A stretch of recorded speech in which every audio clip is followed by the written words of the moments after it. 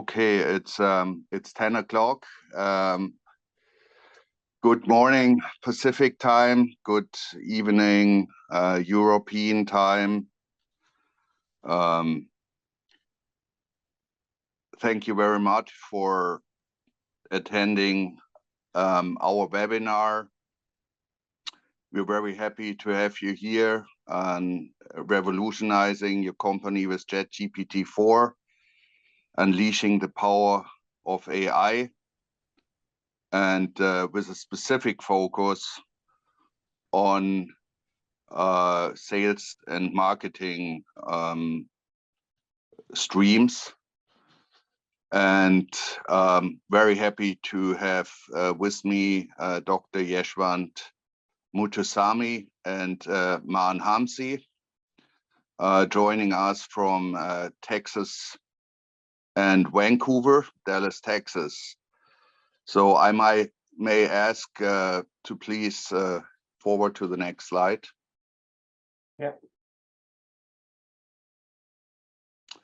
So what we are talking today is basically, obviously, the subject is a very large subject, which means that we're basically only scratching the surface today. As you well know, that ChatGPT-4 came out about 6 weeks ago. I've been extensively testing it in this last weeks, and we think it's going to be groundbreaking. So let me shortly go into our agenda. First of all, we will introduce the speakers. Then we give a brief overview of artificial intelligence and where we think we are now. Then gonna have a dive into the large language models and specifically ChatGPT. Then we give a comparison of the latest versions of ChatGPT. We'll compare ChatGPT-4 versus ChatGPT 3.5. And then we will scratch the surface on the transformative ability of large language models in different industries. And then we make a dive into workflow and efficiency improvements led by those models. And then we're looking at ChatGPT for sales and marketing tasks, and have a really small test on the prompting. Could you please get to the next slide? And so this presentation is hosted by Accentek Technologies. And at Accentek, we're AI and IoT experts, researchers, and business executives. We assist C-level and executives and marketing and sales leaders in optimizing go-to-market strategies. And our mission is to help business leaders navigate the rapidly evolving technology landscape, drive innovation, and achieve lasting success. And we see right now how fast the movement is with artificial intelligence. And we want to help you navigate and get the most out for your business utilizing AI. So about me, I mean, I don't want to talk too much about me, but I've been working in the IoT and AI space since 2016. Before I was also active in business development in the robotics space. And before in Germany, I was active in business development in the hardware computer manufacturing space. I have a very deep interest in renewable energy and my business development background targets all these industries. Thank you. And I'm giving over to Yashwant, who's a speaker today, to introduce himself. Hi, everyone. Good morning, good afternoon, good evening. Thanks for joining. We are happy to see so many people in the webinar. My name is Yashwant Muthusamy. My background is in computer science and engineering with a specialization in AI, spoken language systems, and AR and VR. And I have my own consulting firm as well, in which I consult in these areas. With that, I'm going to turn it over to Man. Yes, hello everyone. Thank you for joining today. I'm Hamzi. I've been in the media and communications field for the last 20 years, and my background is in journalism. And I've seen how the landscape, say the media landscape, has evolved with the rise and fall of journals and periodicals and what have you not, and the advent of the digital marketing world. I've worked in North America. I've worked with European markets in the Middle East, as well as in Asia and Europe, and helped global Fortune 500 companies as well in their communication campaigns. At the moment, with the artificial intelligence, especially the hype, I'm investing my time in that, and I see a lot of transformations occurring, which we will talk about today. So thank you again for joining, and hopefully you'll enjoy this. Okay.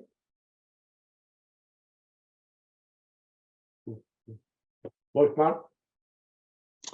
Yes, so the objectives of today are give a high-level overview of large language models, which is being done by Yashwant, and give you some expertise on the large language models, and in particular, how they are very useful for marketing and sales.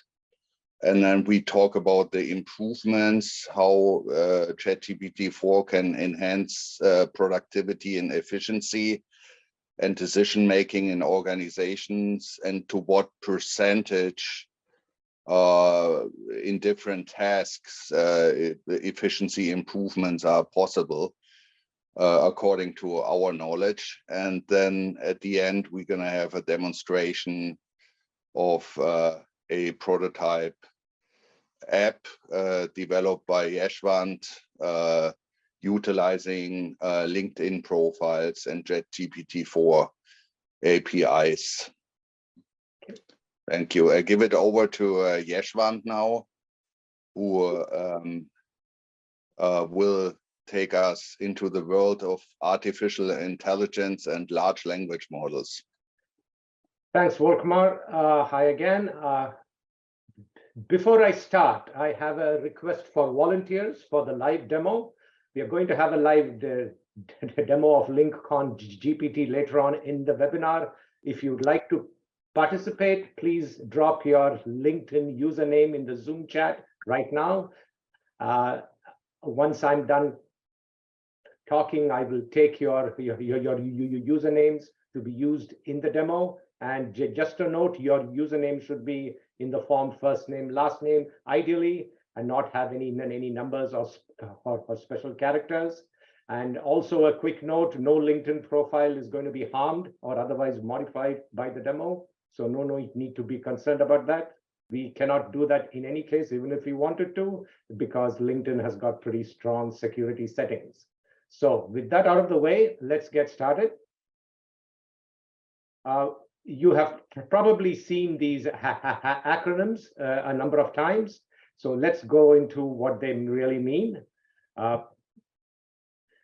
What we are seeing today predominantly are what I would call ANI systems. These are systems which have been built to solve problems in specific domains, and they do a fantastic job of it, thanks to the advent of deep neural networks. You've probably used a speech recognition systems, a system when you've called customer service at a number of large businesses. Facial recognition and visual recognition systems have been trained to recognize all kinds of things. What we are moving towards is AGI, artificial general intelligence, where we are trying to replicate human intelligence across a wide range of domains. And then artificial superintelligence, which is a more of a dystopian scenario, is where the machines that surpass human intelligence. And we are right about here. People might want to place the arrow slightly above or below, but I think we are just beginning to skim the surface, so to speak. So that's where we are. I'm sure most, if not all of you have heard of OpenAI. Their mission is to ensure that artificial general intelligence benefits all of humanity. And their main focus so far has been creating these large language models. And they are called GPTs, which stands for Generative Pre-trained Transformers. And they are up to version 4. And if they are to be believed, the recent statements, it's unlikely they're gonna go beyond GPT-4. And underlying GPT are foundation models, which are effectively large-scale pre-trained transformer models. Now, I've thrown out a lot of buzzwords, so let's go down a little bit deeper into what two of those mean, because they are crucial to our understanding of what these large language models do. Before the advent of deep learning networks, neural networks, you had to label your training and test data, and that was quite a labor-intensive process, which caused people to shy away from using the artificial neural networks. But thanks to the deep neural networks, you did not have to train the data. You could throw unlabeled data, massive amounts of it, and the network was able to actually pick out the features of interest and to train it. And that was it opened the door to all kinds of applications. You were able to train it with a diverse training data in a number of different domains, whole bunch of new applications in medical image analysis, natural language processing were enabled as a result of that. And that brings us to transformer models. These are a type of foundation models. The transformer architecture was first introduced in 2017 by Google. I could take up the entire hour talking about the details of how transformer models do their thing, but I'm not going to do that. But I will just quickly give you a high-level overview of what these boxes mean. So when you're given some input text consisting of words, those words are first broken down into tokens. Tokens are the words, or the prefixes and the suffixes and the punctuation marks, so that so once you have the tokens, you convert the tokens into vectors, of numbers.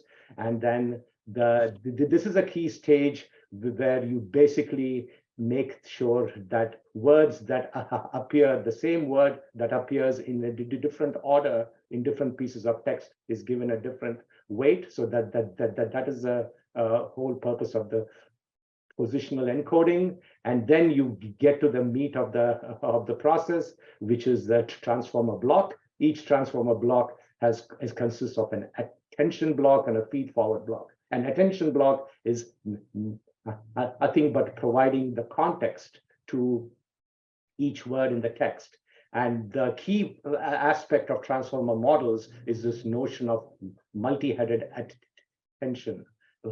And what all this means is you're trying to find out all of the different vectors or the different contexts in which the particular word occurs. And then you use that in the feed forward module to guess the next word in the sequence. So as you go through these different transformer models, your prediction of the next word in the sequence is going to improve. And in the end, all of the scores of your word predictions get converted into a sum of probabilities, which is what the softmax layer really does. And then you get one probability score for what it thinks is the next word in the sequence. And the real power of this comes in the length of these embedding vectors. These vectors could be as big as 4,096 or even more. And that's all I'm going to say. And that's how these transformer models work. And the reason they're called transformers is that they transform the input from one representation into a different representation. If you'd like to get started in your deep dive, I would highly recommend this blog. This has the links to all of the papers, and it's a great way to get more familiar with it. But for the purposes of this talk, the one takeaway that you want to have is that large language models are a type of transformer models, and transformer models are a type of foundation models. So with that, let's go on. As if you've read the news at all, it is hard to escape. There are almost daily news items that tout all the things that ChatGPT has been doing. It can handle sequence analysis, text generation, sentiment analysis, abstract summarization. There have also been reports of ChatGPT-4 being able to pass the bar exam at a much higher rate with a much higher score than ChatGPT 3.5. It does a very good job in code generation. I've used that myself for both JavaScript and Python. At least those two other languages I've used it for. It does very poorly on math problems, as if you have played for any length of time at all with ChatGPT, you will find that. And the simple reason for that is it has not been trained on math problems. It has been trained on a whole bunch of stuff, but not on math problems. So it's actually quite easy to mislead ChatGPT and make it give the wrong answers when it comes to math. With that, I'm going to turn it back over to Wokmar, who's going to give you an overview of ChatGPT-4 and how it can be applied for various business tasks. Thank you. Would you please kindly put on my video, Yashwant? Yeah. Thank you. You enable my video, please. I'm trying to. Let me see if I can do that.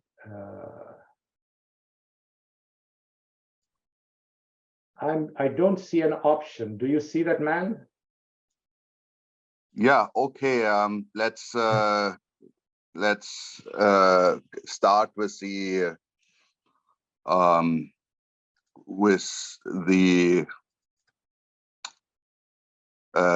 next session on ChatGPT-4.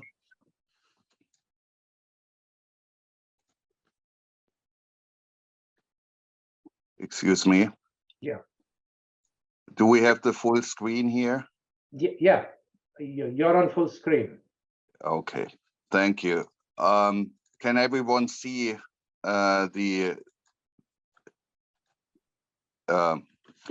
so ChatGPT-4 is a large powered language model designed to understand natural language, as we know, and as Yashwant alluded to, it has a wide range of abilities, including text generation, summarization, and translation and question answering. And it uses state-of-the-art deep learning algorithms to analyze and learn from vast amounts of text data, actually trillions of tokens. And it is obviously because it includes so much data, it is very much trained on a lot of things from the internet, including Wikipedia. So for that reason, it's quite important to double check the results when you prompt the system, because obviously not all output is accurate at all time. So next slide, please.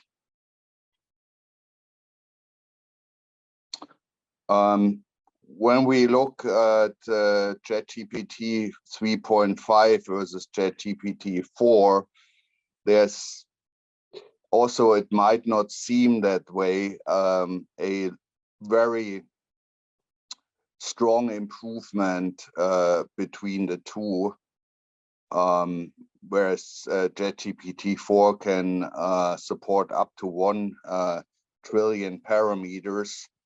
And that has a very strong influence on the ability to produce quality output.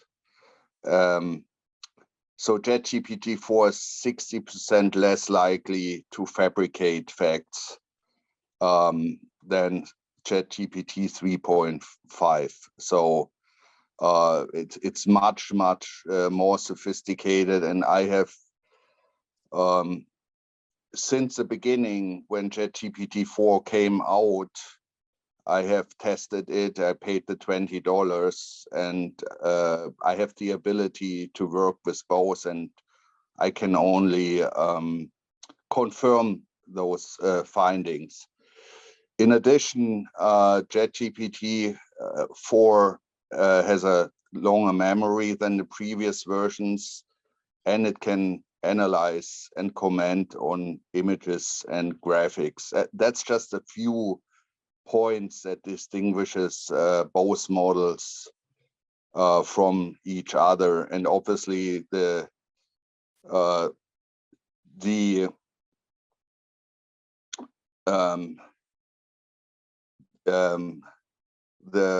jump from ChatGPT-3 to ChatGPT-4 is much bigger. I always compare it like, and I think it's that strong, from a 6-year-old child to a 18-year-old adult in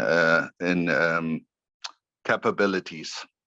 So we have just chosen, basically, in my opinion, all industries will be affected by ChatGPT and large language models as such, as we know that they're right now coming out a lot of other large language models that are basically making headlines out of laboratories and so forth, open source models. But I just picked 3 here: education, healthcare, and finance, that will be strongly affected. The new learning will be personalized with intelligent tutoring systems that can provide feedback automatically. Healthcare,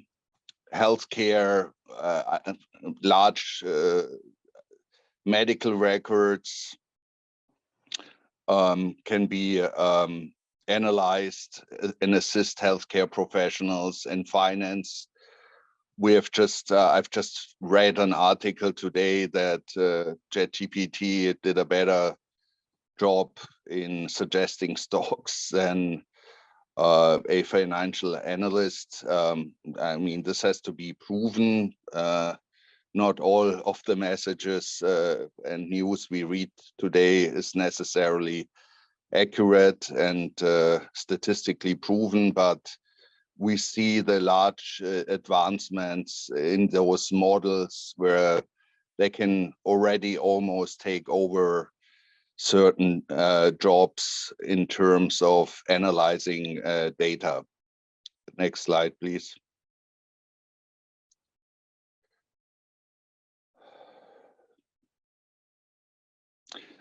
So in my opinion, looking at the average corporation, and this is not encompassing all of the different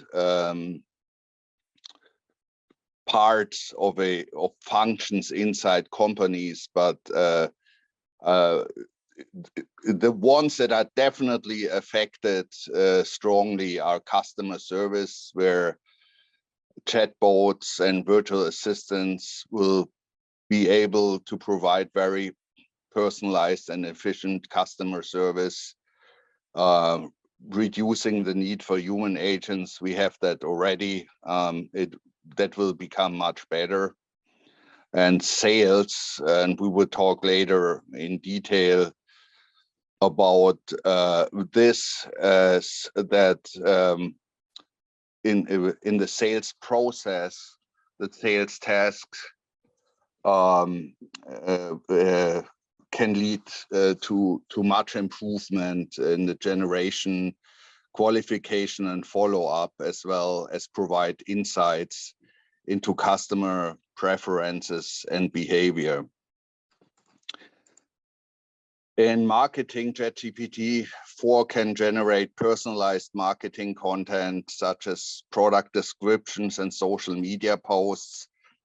And the time improvements are astonishing, from 70 to over 100% less time than doing it manually.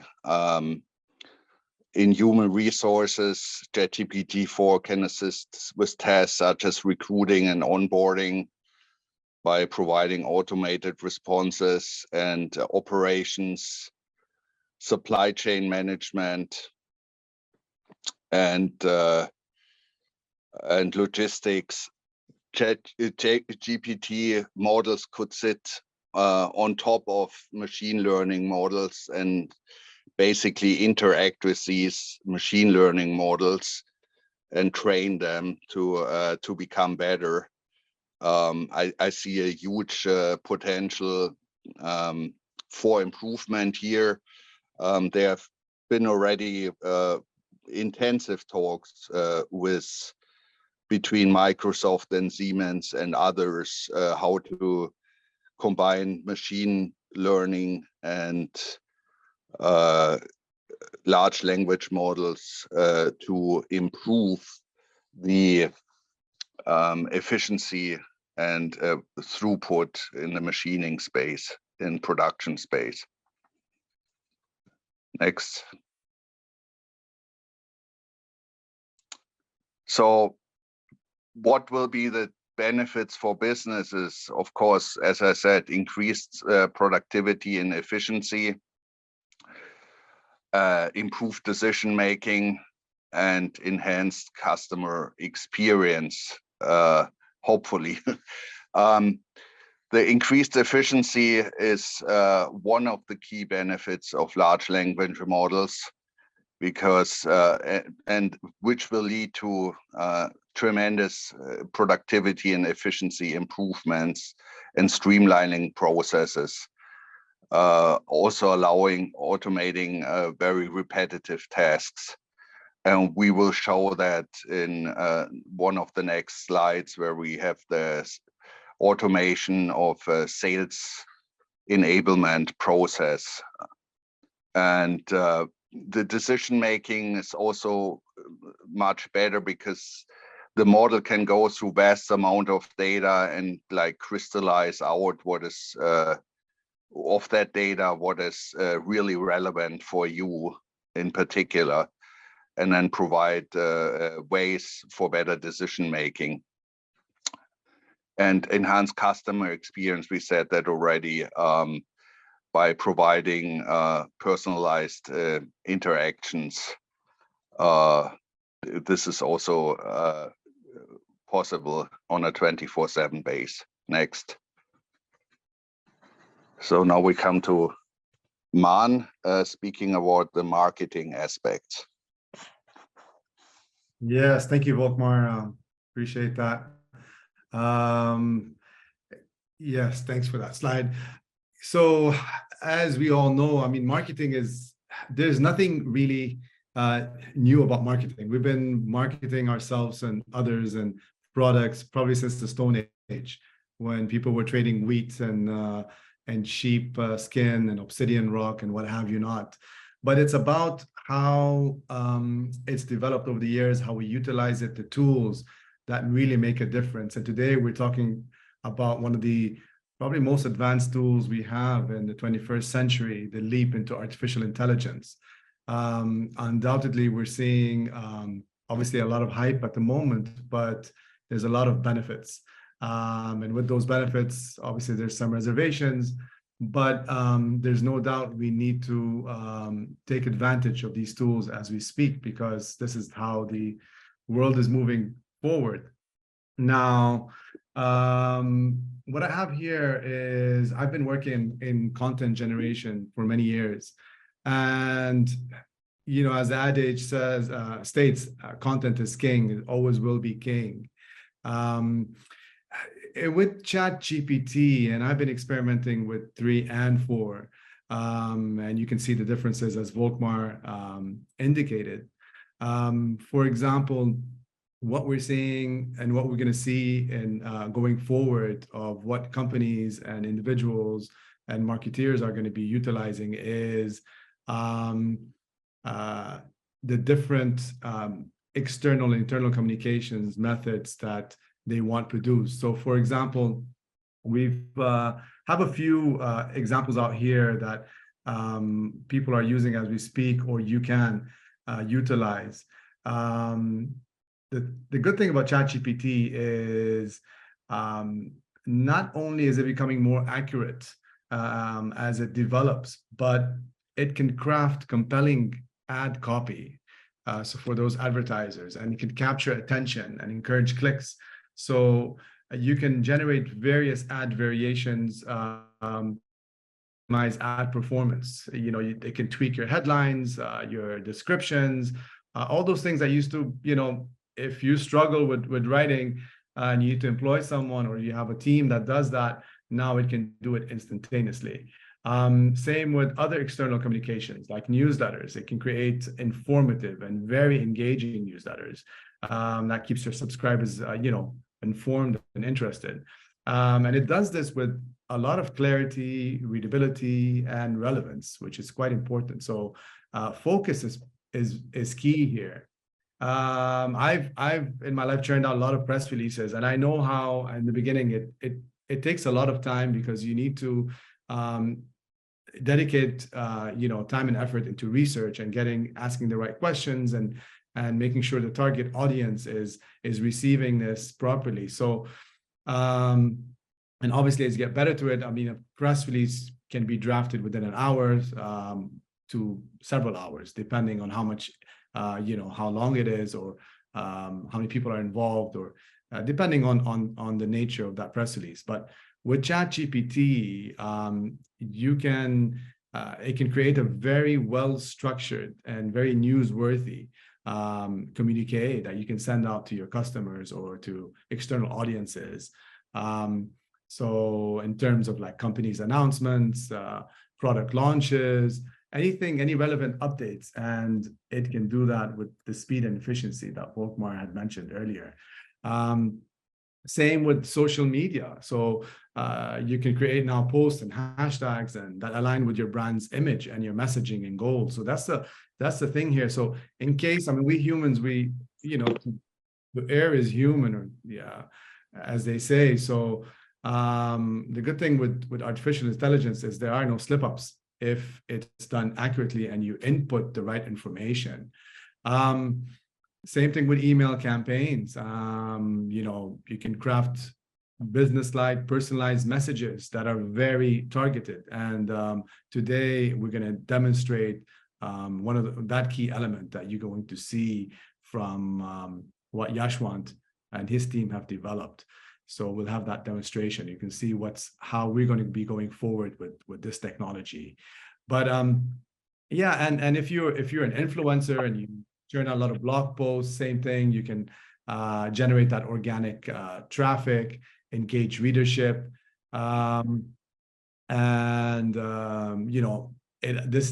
this tool also allows you to rewrite those emails, that especially upsell emails. So you can better communicate your value proposition. You can encourage customers to upgrade or purchase additional products or services, and all can be done in the time frame that you wouldn't have imagined in the past. Then there's a few elements here that I would briefly touch upon, like market research, which is very critical. We all know how tedious it is to conduct market research, and very expensive as well to do when you, especially if you have to outsource it. But something like ChatGPT, what it does, it can analyze large amounts of data, and you can generate customer reviews, feedback, market trends. You can input all that, and it will identify those customer needs and the preferences, the pain points, everything that you need to get to make those informed marketing decisions. Same thing with land page optimization and go-to-market planning and competitor research. So you can analyze market trends and competitive landscapes and customer behaviors. So it's endless. There's so many you can do. I mean, if you remember the early days of marketing where you have to draw your SWOT sheets, and this, now you can do it at a click of a button. But can I move to the next slide, please, Yashwant? Here we have just want to show you how effective and advantageous this tool is at the moment. As you can see, if you can see this properly, we've made a comparison of human versus machine, but obviously the machine is behind the human as well, so let's not forget that. But let's take rewriting an email, for example, which would take typically an hour, roughly. With ChatGPT-4, now you've reduced your time by over 60 to 70%, because it can do it in 20 minutes. With a newsletter, so depending on how long the newsletter is, I mean, we're talking about a short newsletter here that you can, post on LinkedIn. And this is someone who's seasoned, who's been doing newsletters for a while. It might take 45 minutes. Others might take them 3 to 4 hours to generate their first newsletter because they ask a lot of questions, know which way they're going to go. Now you can do it in 15 minutes. Again, I'm not going to bore you with all this really quickly, but all in all, like same with competitor research, what would take you an hour can take you, if you reduced your time by 40 minutes. So you can see overall, we're seeing, and this is not, we don't want to exaggerate the numbers here, but anywhere between 50 to even 90% of improvement can be, generated here. And you can save a lot of time, and it's all cost effective. It's very efficient. So this is the real advantage, and the benefits here is that not only the accuracy, not only that information gathering, but also the efficiency behind it all. Can we go to the next slide, please? So, yeah. So let's, again, the whole idea that I want to bring across is marketing is an art and a science. And you have your creative individuals on the marketing that, produce the content, whether they're writers or generate the design or layouts, if there's, images involved, or you're putting together a brochure or an annual report or an ad campaign. And then on the other hand, you have on the scientific side, I would say you have those individuals that actually strategize of how you want to execute these campaigns and what would maximize your outreach, and you do your media planning and what have you not. So sometimes, how they say right brain, left brain, to marry both of those together is sometimes challenging for most of us. I know for myself.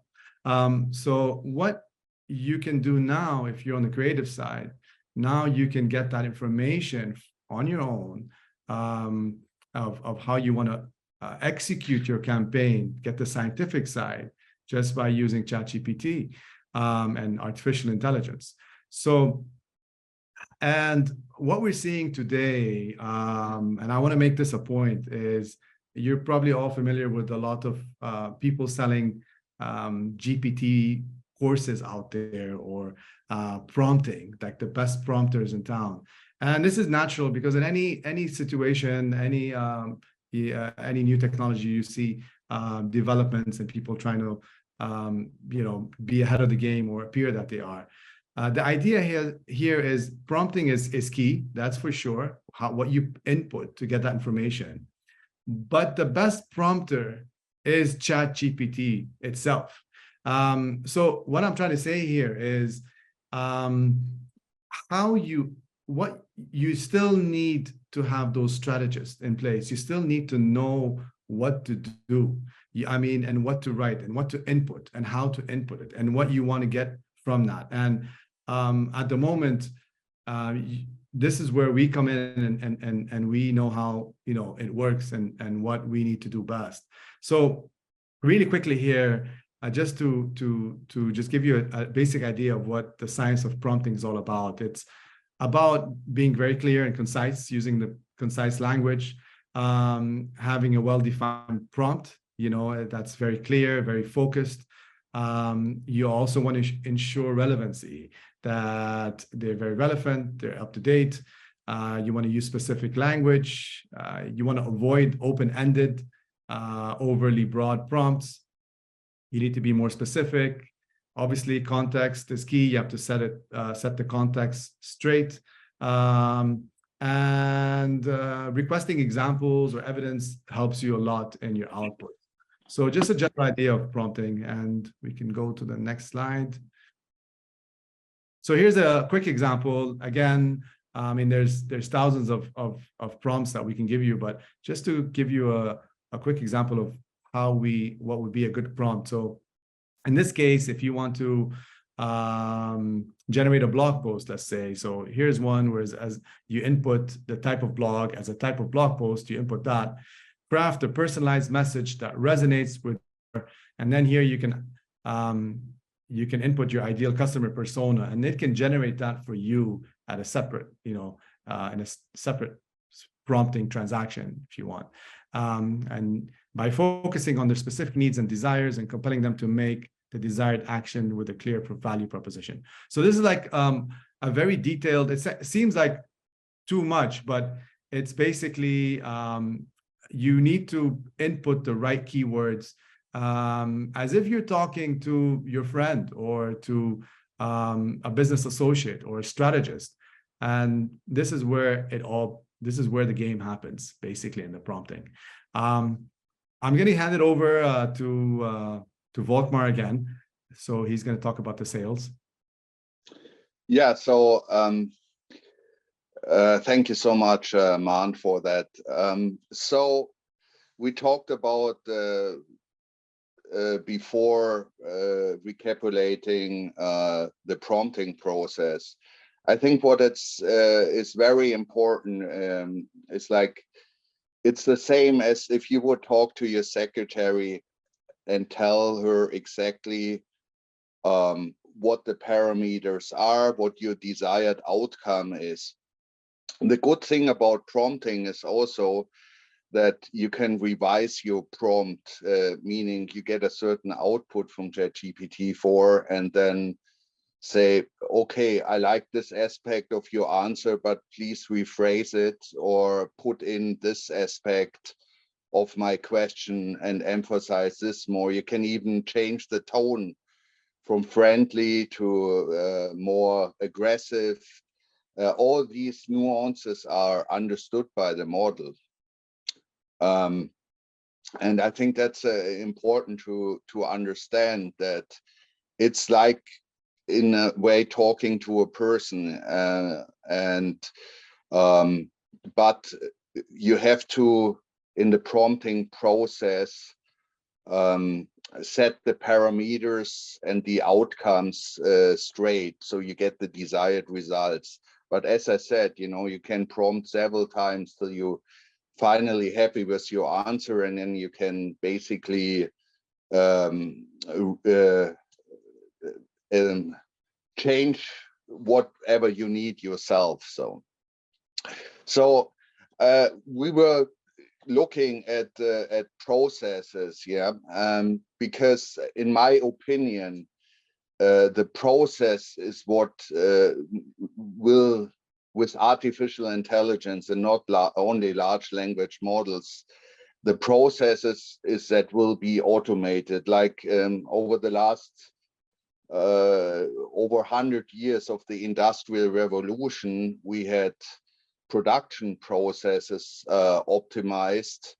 With IT, we will now have all processes optimized and automized, and that includes white collar work like sales processing.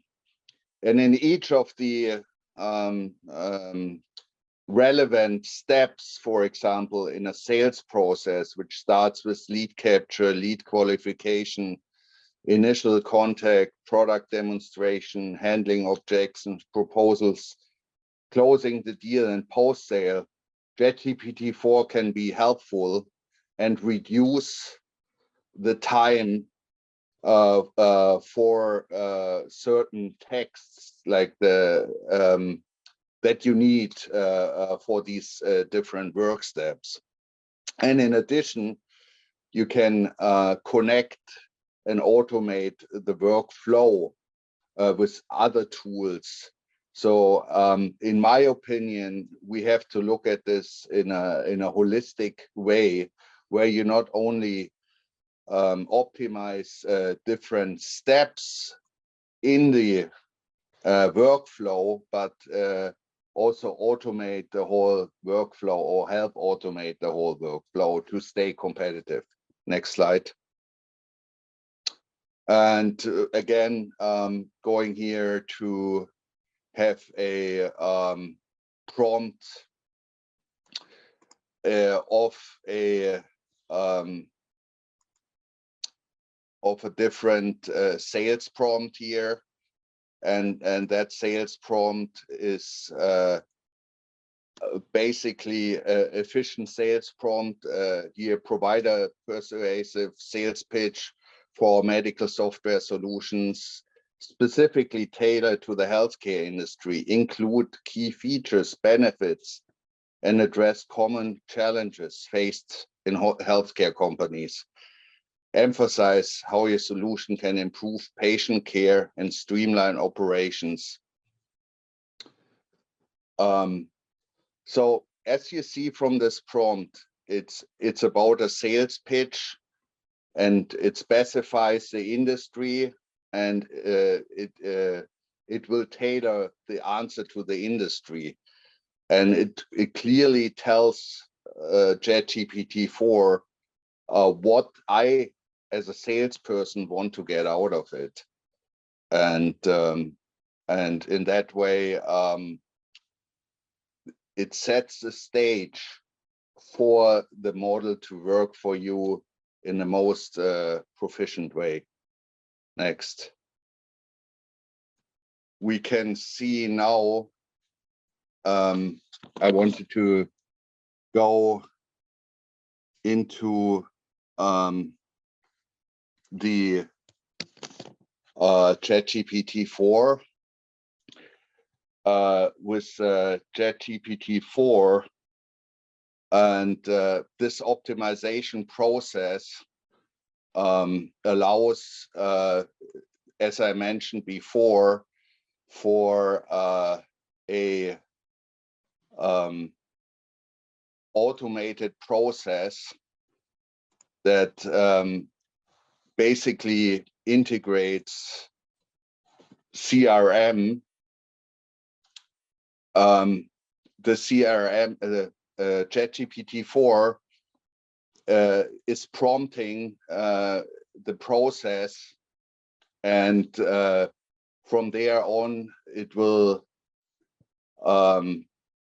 influence emails, LinkedIn outreach and calls, and use this for lead generation, CRM integration, lead qualification, initial contact, product demo, handling objections, proposal, and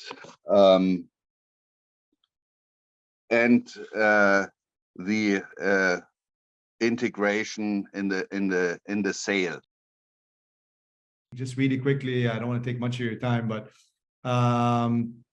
you can see how the workflow happens here. So you prompt ChatGPT, and then this can output into emails, LinkedIn, and calls. And as you can see, the CRM integration process there from your lead all the way to your post-sale. This is really how it's what's really happening here is the process is very seamless. I mean, it's to us, few buttons, a few minutes, and you can get from the prompt to your happy customer. Hopefully they're all happy, and in a fraction of what it used to take in traditional marketing sense or sales sense. Okay, great.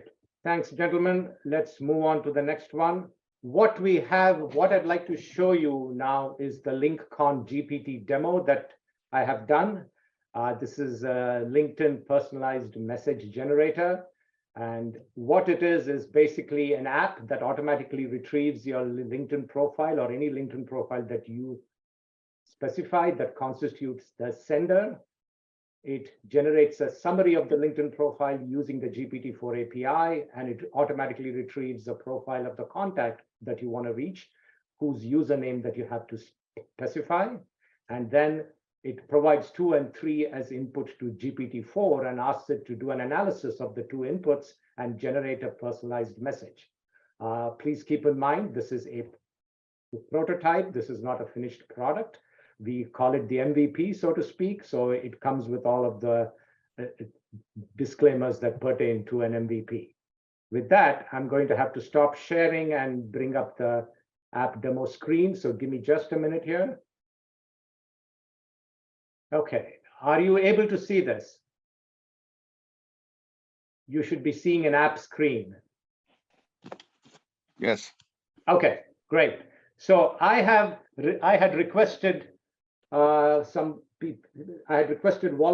and I'm going to use the profile of about 2 or 4 of them. It depends on how much time we have. Bob Matchlin, did I get that name right?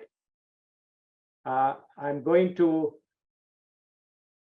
act as if it is Bob Matchlin sending. So I'm now asking ChatGPT. The app has generated the PDF of the profile, and if you notice, these files were generated during the call. They are not pre-canned, and you have to take my word that this is Bob's profile. I know it is. So rather than wait for LinkedIn to save it, in the interest of time, I'm going to use what I had pre-generated from Bob's profile. And now it's waiting for the chat GPT-4's response. Wokmar, if you can unmute the participants now, because I want to reconfirm what I am doing with the people who have volunteered their profile names. Yeah, everyone can basically try to. This is the summary of Bob's LinkedIn profile. I'm assuming this seems pretty consistent. And now I'm going to act as if Bob is trying to reach out to Nikos Tropoulos. I hope I got that name right. And this is his LinkedIn name. And we'll see what ChatGPT does with that.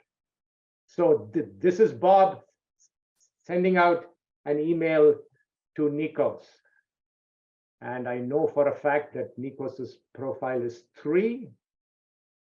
It was generated during the demo. So let's see how that goes.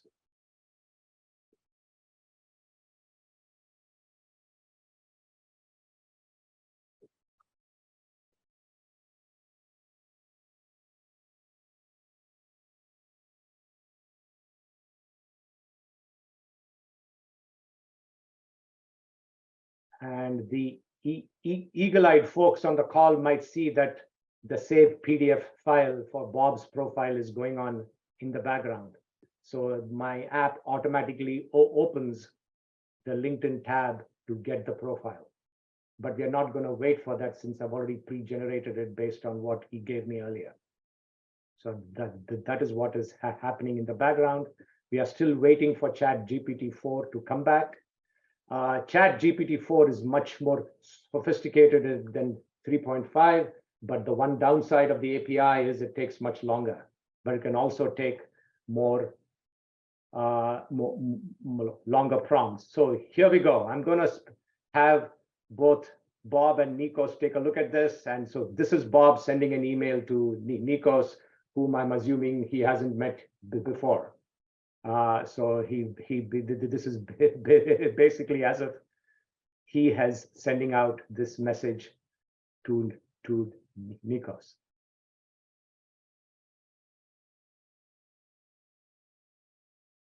So, and so it has been able to fully analyze Bob's profile, get the summary, and is using that in the email to Nikos, and it knows what he's been doing, and it says it also knows that he has mentored for over 30 firms and so on and so forth.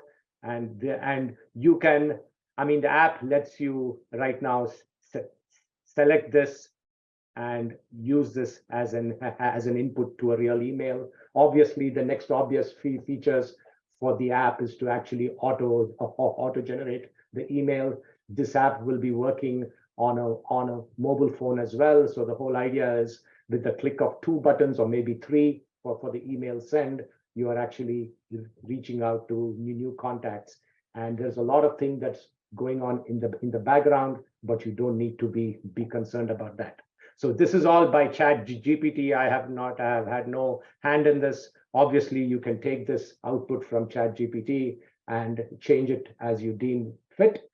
But this is just showing the art of the possible. And the reason why I do a profile summary rather than give ChatGPT both profiles is that even with ChatGPT-4, it has got finite limits to how long a prompt can be. And I'm not sure upfront how big a profile Bob had. So I had to go with a profile summary first. But it does a pretty reasonable job, I think, of summarizing a LinkedIn profile.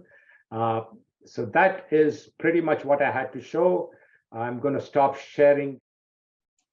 So what we have done today is basically provided a high-level overview of large language models, and we have shared some expertise in marketing and sales, and we have showed how ChatGPT-4 can enhance productivity, efficiency, and decision-making in organizations. And we have demonstrated a prototype app utilizing LinkedIn and the power of ChatGPT-4 in utilizing LinkedIn and automatically. Would you please go to the next slide? So you have my contact information here if you want to learn more. I will also follow up with you and share the slides with you and the link to the video of today.